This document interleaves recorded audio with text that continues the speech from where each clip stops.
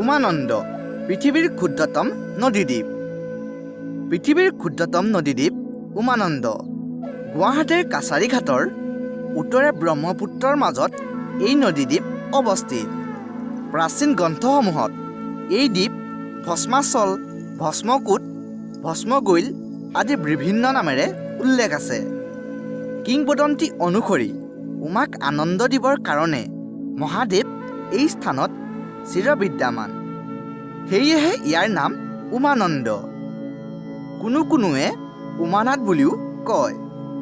আন এক কিংবদন্তি অনুসৰি মহাদেৱে হেনো তেওঁ তৃতীয় নয়নৰ পৰা ওলোৱা বহ্নিৰে কামদেৱক ইয়াতে ভস্ম কৰিছিল, সেয়েহে এই দ্বীপক ভস্মাচল বা ভস্মগৈল বুলি কোৱা হয়। ইংৰাজীত এই দ্বীপৰ নাম পিকক আইলেণ্ড অৰ্থাৎ ময়ূৰ দ্বীপ। দ্বীপটো হেনো দেখিবলৈ মৌৰা চৰাইৰ দৰে, সেয়েহে ইংৰাজসকলে ইয়াক পিকক আইলেণ্ড বুলি নামাকৰণ কৰিছিল। এই দ্বীপতে এটা শিৱ মন্দিৰ আছে। আহোম স্বৰ্গদেউ গদাধৰ সিংহৰ নিৰ্দেশমতে 1694 চনত গড়গঞা সন্দিকৈ বৰফুকনে নিৰ্মাণ কৰোৱাইছিল।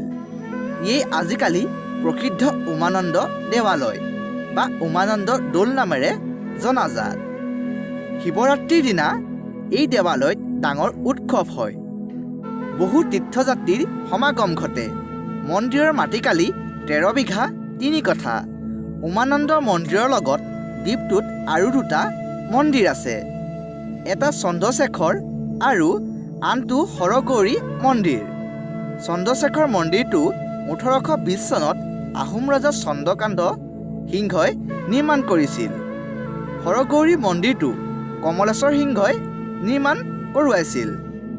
চন্দ্ৰশেখৰ মন্দিৰটো নিৰ্মাণ আৰু উমানন্দৰ নিত্য পূজাৰ বাবে স্বৰ্গদেউ লক্ষী সিংহই মাটি আৰু পাইক দান কৰিছিল। দ্বীপটোৰ কাষতে কৰ্মনাখা আৰু উৰ্বশী নামৰ 2টা সৰু দ্বীপ আছে। শিলাময় এই দ্বীপ 2টা নানান প্ৰত্নতাত্ত্বিক নিদৰ্শনেৰে সমৃদ্ধ।